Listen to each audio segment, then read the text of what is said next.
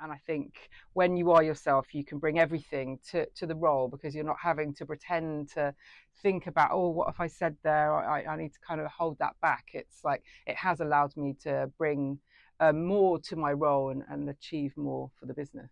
That. Yeah, well, that's when you're stagnant. That's when you're not progressive. That's when you Mhm. kind of lose market share. It's like when you inject creativity into the business and ideation, and that's where you get innovation. That's where you get results. You just have to have those environments that foster that. And that goes back to my point about psychological safety, because if you can create in teams that idea of psychological safety where you can share an idea and someone and it fails, and you can have a mistake and you can own up to it, like that, it's that kind of vulnerability that allows different ideas to be built upon. Hi everyone, I'm Camilo Torres, and welcome again to Flowcast. In here, we're going to have amazing conversations with the beautiful people that has joined our community. We're going to get a lot of inspiration for their life journeys, passions, creations, because we believe that when you share your story, you can inspire others. So please enjoy the new Flowcast. And also, I would love to invite you to join our community. And if you would like to share your story, please go to our website, flowwithcommunity.com. Thank you. All right. So please welcome Steve Matthew. Hi, Steve. Hello. How are you? Yes, very good. Bit hot and muggy, but I fine. know. And thank you so much for being here. Thank you Pleasure. so much for being part of the community and to share your story. I'm looking forward to learn from you, from your experiences and everything you know. Yeah, thank you. And yeah, and also, well, we met a month ago. Yes, for In an Pride. event for Pride. Yes. And you were telling a little bit more of your story. And I would love to know about your consultancy, what you do. And I think you're doing great because you're doing about diversity Yes. and inclusion, which Yes. I think this world needs. The world definitely yeah. needs more of that, yes. So- And particularly in the current climate where there's a real kind of anti-woke, as they're calling it, agenda. Yeah. But yeah, I guess I've been, my name is Steph Matthews. My pronouns are she, her. I identify as a queer lesbian, a female of colour. My personal background is I'm mixed heritage. So my mum is from British Guyana, Indian side, and my dad is from Essex in the UK. So a great kind of fusion, a slight bit of flavour. And then professionally, I have worked in the, I guess, brand and marketing space for about 20 odd years. Media owner side with TV for Channel 4 and ITV and a bit of News Corp, and then client side at the RAC and Virgin. And then most recently, I've worked for Creative Equals, which is an inclusion consultancy, and we worked with brands on how to embed DE&I into their brand and marketing strategies. And off the back of that, I started working for myself, freelancing to support clients in the sector. Nice. And how that been that journey on working on yourself, and how do you see the current workplace? Yeah, the journey's been interesting. I think because most of my career has been corporate, so I've always been employed, PAYE by a company. And then I think it wasn't until I worked for a small agency consultancy, and when I joined Creative Equals, there were 5 people around the table, and when I left, there were about 12 or 15. So a very kind of small, fast scaling business.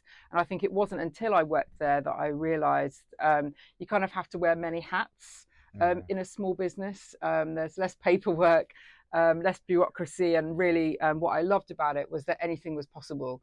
Any kind of brief. If you didn't have the skills there, you could find people that could help you answer it. And I quite liked that ability to be quite agile and responsive, which was quite different to corporate side. And I will say, my first kind of client when I was working for myself was my ex-employer. So I think that's always a good way to kind of ease yourself into freelancing, is if you can have your ex-employer as a client. And the driver for that was I was trying to write, I say was in the past tense then, I'm trying to write a book. It's taking me a bit longer than planned. Procrastination, maybe maybe I don't really want to delve too much into it personally. It's a handbook for young brown women, a career handbook, based around my stories, but also other people's stories as well. And the reason I wanted to go freelance was so that I could find more time to do that, so that I would have some work with my former employer, and then I could write as well. Wow. But what ended up happening was I ended up getting a few more clients, and then ended up having so I haven't been writing as much as I'd like to. Wow. I mean, you become very successful in what you do. Yes. But then don't leave. I mean, it's very interesting what you're doing and about the book and everything. And thank you so much for sharing that. And how, like, about the book and your stories. Yeah. And about being queer brown woman. Yes. How that has been, like, what is the experience? And I'm sure everything connects, right? Yeah, of course. I think I didn't really realize it until I think because I hid my identity, certainly my queer identity, in the corporate environment. I really didn't want to let anyone know anything about me because I felt like it would be used. I just needed to fit into the corporate mold. And it wasn't specifically until and I remember the moment I was working in Melbourne in Australia for the RAC, which is a company that looks after roadside assist. I looked after their chain of holiday resorts from the marketing perspective. And I remember just one day, and it was silly, kind of just taking my cardigan off because I hid all my tattoos, because I kind of just felt like I needed to fit what I perceived would be that kind of serious marketeer. I took my cardigan off, I talked about my partner, I shared her identity, and it kind of just felt like a weight had come off my shoulders. And I think from then on, I've just been myself. I've just been open about myself and my family. And I think when you are yourself, you can bring everything to the role, because you're not having to pretend to think about, oh, what if I said there? I need to kind of hold that back. It's like it has allowed me to bring more to my role and achieve more for the business. Wow, interesting. And what makes you, what was the breaking point to just say, okay, I'm going to start being authentic and being proud of who I am? The breaking point was a relationship breakup.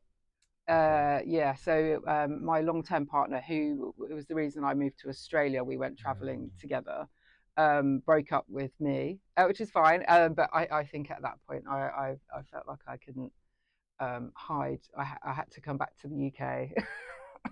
Nice. For a holiday, just to kind of be around some friends and family. And so I had to tell them, as in I had to tell my employer, but it was actually better than I expected. So yeah, and I think it's strange because I've been having other podcasts with artists, with queer artists. One, he was in London, and we were talking about inclusion and diversity. Sorry, in London, in Bogota. And then he said, oh, you're in London, oh my God, that city it's very open, inclusive, diverse. I'm like, no, wait a minute, that's what you think. And I want to know a little bit more with your experience, because you're from here, and we're in Australia, which both countries are very open about that. What makes you change your mindset, or what makes you before to not being authentic? I think over the last kind of 6 or 7 years, I think a lot of businesses have really kind of post George Floyd, potentially the murder of George Floyd, a lot of businesses have thought about how they're being more inclusive. with their employees. I think the whole world has kind of, well, not the whole world, but pockets of the world have woken up, have are now kind of more aware and taking action. So I think the world around us is a lot more open in some spaces, but on the flip side, I think that's kind of we've got this kind of polarizing views where we've got people that are very, very open and people that are very, very kind of closed and anti. So it's kind of we were going one way, but now it feels like there's some tension there. But I definitely think the environment is there where people can be themselves. Certainly in parts of London, and certainly within queer spaces. You know, it was so wonderful that we met at the queer panel event in Soho House. It's incredible to have those spaces where people feel, they can be themselves and meet other people in the LGBTQ plus community. Yeah, and it's great. And I think, I mean, from your point of view, what, because your book, what you said about your book and telling stories from your own experience and other experiences, do you think that helps for people to start being more inclusive and learn more from people? Yeah, I think the book's angle is twofold. One is it helps people that are kind of coming through the workplace from a kind of personal perspective feel more empowered to be themselves. And on the other side, it also serves as a guidance for HR teams to think about what they could be putting in place to help people that are different, marginalized groups thrive. Because I think what I've seen in my work from a professional perspective with DE&I is that a lot of businesses kind of turbocharge their recruitment to make sure that they had their quotas to fulfill their DE&I HR strategy, but they were less focused on how to retain those talents. They weren't really training teams on how to create inclusive environments, psychological safety, how to train managers in inclusive leadership. So what you are finding is that a lot of the talent that have been recruited aren't staying because the places they don't have the environments that they haven't been created to enable diverse talent to stay. So hopefully my book will fulfill that twofold: one, by helping the talent, and secondly, helping the HR teams.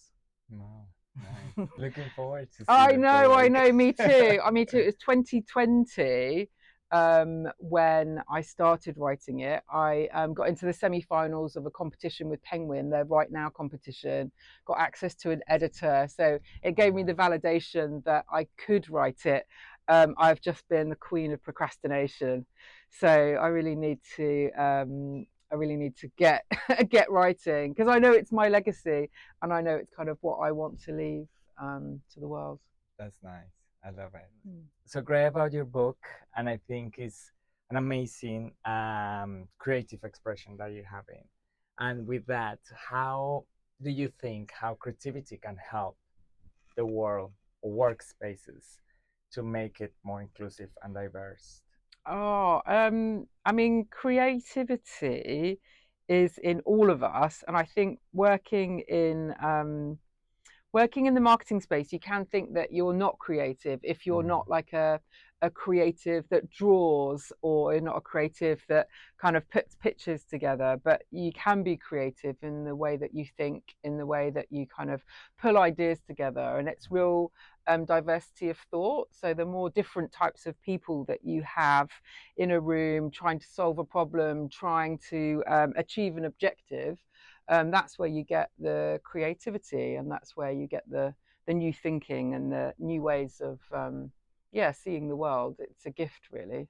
Nice. It is a gift, and that everyone is creative. You're a creative with a capital C, or you can think and behave creatively with a small c. 100%.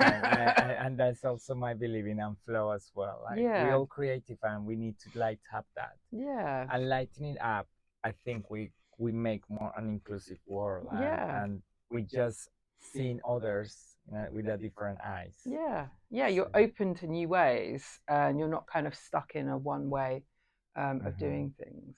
And more in the corporate work that they think that it's so like no creation, like they do only one thing and that's it. And I feel like they need to be more open of that. Yeah, well, that's when you're stagnant. That's when you're not progressive. That's when you kind of lose market share. It's like when you inject creativity into the business and ideation, that's where you get innovation. That's where you get results.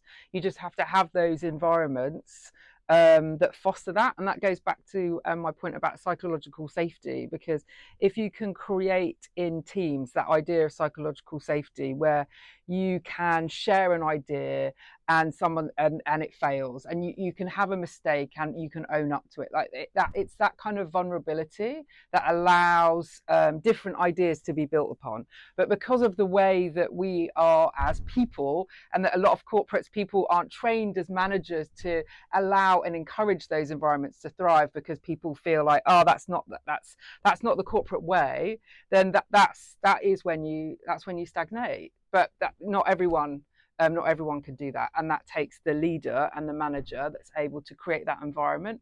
And ultimately it requires a company to think like that. I mean, you can have a pocket, you can have a department or a team that thinks like that, but you're going to get the best results if that comes from the top, and that's that real kind of creative, psychologically safe environment. But it gets hard, of course, when you've got like tens of thousands of people in different departments, but it can be done. It can be done. It's not difficult. Wow. Well, it is difficult. Well, it is difficult because people teach it. It is quite.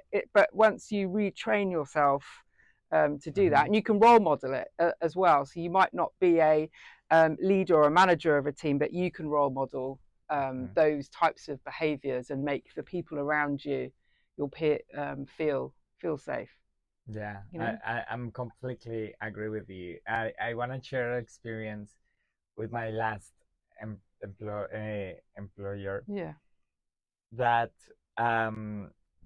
they asked me for a feedback, or they interviewed me because they were sharing people's experience between the team, and then all what I wanted to share is like, hey, people need to get more need more projects, being more creative. Initiatives. Get initiatives out. No matter if it's valid or no, well, that's a way to express ourselves.